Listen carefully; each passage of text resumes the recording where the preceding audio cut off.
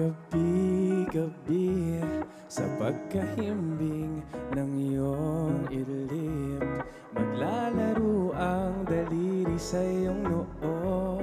Ang panaginip ay nasa harapan ko, laging bitin na bitin sa tingin, at laging hiling ang iyong lambing. Magtatagpo ang ligaya at pagkalungkot sa tuwing aalis ang kilay nakakunot. Pakinggan mo, pakinggan mo ang bawat nota at letra ng aking kinakanta. Para sa'yo lamang o kay gandang niilang.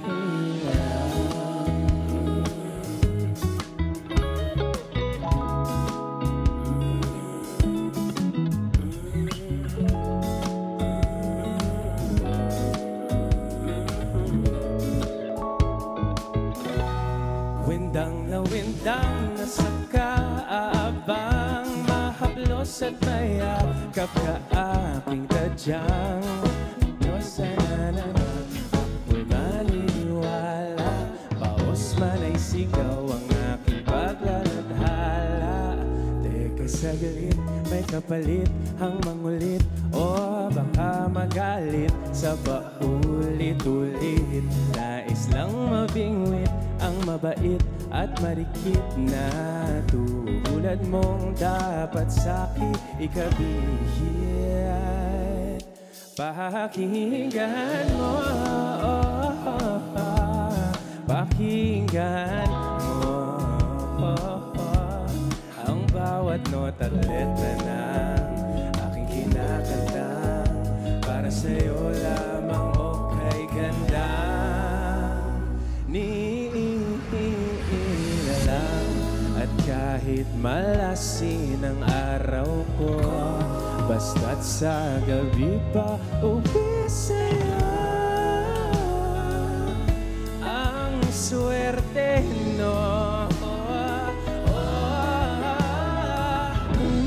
Ibang ang landakan sa mundo, na ang habang buhay ay toto, o kahit nilalang nila ang nag-iisang pag-ibig ang walang hadlang.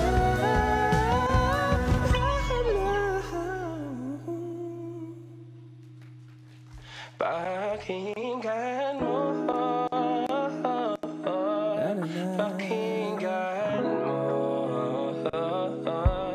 ang bawat nota at letra na aking kinakanta. Para sa'yo lamang o kay ganda. Pakinggan mo, pakinggan mo ang bawat nota at letra ng aking kinakantang. Para sa'yo lamang o kay gandang niilang.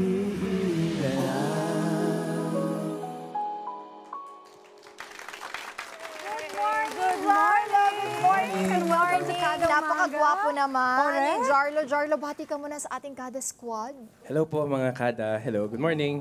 Good morning. Alam mo, nagsilabasan yung mga girls dito sa gilid, ha? Ang dami Napuno ng ang mga studio. grabe, ha? Wow. Jarlo, etong kanta mo na Tabi Gabi-Gabi, nakita namin ni Amiga, meron na siyang 500,000 streams and counting. Congratulations. Yeah, thank you so much. Malapit na yatang mahabol ang iyong kalapati na talaga nag-hit, no? 2 million. Anong pakiramdam nun, Jarlo?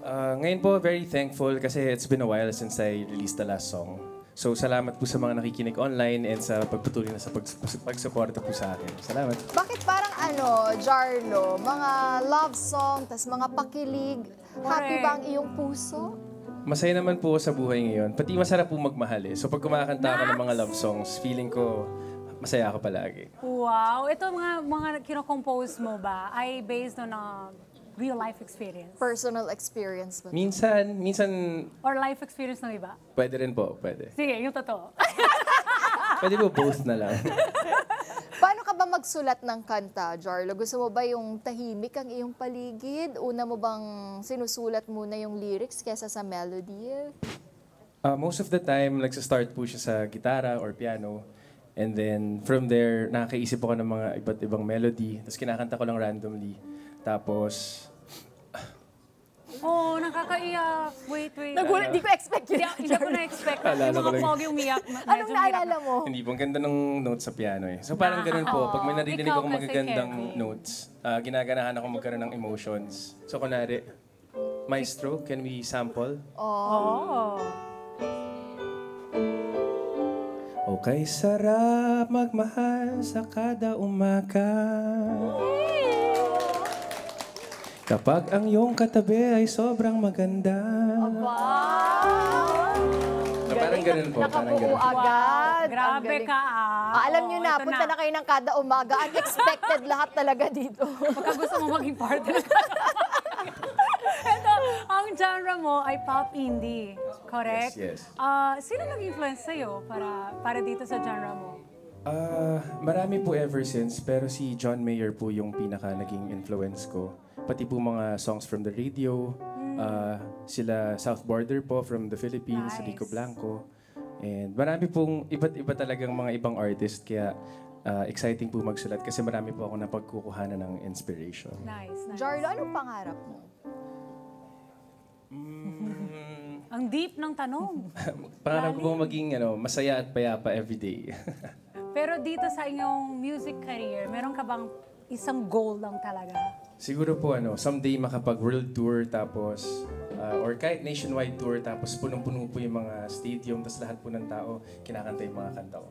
Yun ang joy. Masarap no? na feeling Totoo eh. yun, No? no? Alam naman natin na dito sa music industry, hindi lahat nabibigyan ng ganitong platform. No? Na parang kahit gumawa ka ng kanta, hindi ibig sabihin, pag na-release mo ngayon, sisikat na yan. Magugustuhan na ng tao.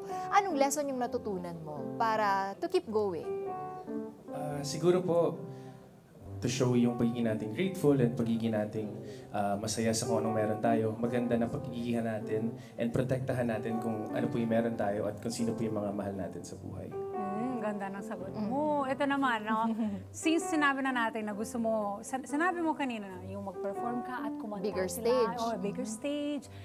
I-claim natin yan eh. Like, i-manifest natin. Kahit Filipina rin naman yun, na pinakamalaki dito sa ating bansa. Why not? Sino naman ang gusto mo magka-collab para may kanta kayo na collaboration? Pero from the Philippines first. Local. Local muna. Siguro po si Sir Rico Blanco. Rico Blanco. What about internationally naman? Siguro yun din po si Sir John Mayer. Oo nga, John Mayer. Bagay na bagay. At itong mga kanta mo, saan ba nila to mapapakinggan? Invite mo na yung mga kada natin para mas dumami pa yung makinig ng inyong mga kanta. Hello mga kada, I wanna invite you to listen to my songs po. Nasa online siya sa Spotify, YouTube, ganyan. Pwede niyo pong pakinggan yun paulit-ulit kung gusto niyo. Salamat! Yes, we'll check it out in all streaming platforms. Available po yung mga kanta ni Jarlo. Kaya ito na nga. Thank you for being here and for Thank sharing you your for talent sharing with your us. talent with us, Bitin Jarlo. eh, no? Oo nga Nabitin eh. kami. Kailangan mong bumalik para mas dumami pa yung manood dito. Hello mga Kanet 25! This is Diana Menezes and for more Kada Umaga updates, just click the subscribe button and follow us on Net25 social media pages at Net25 TV and at Net25 Entertainment.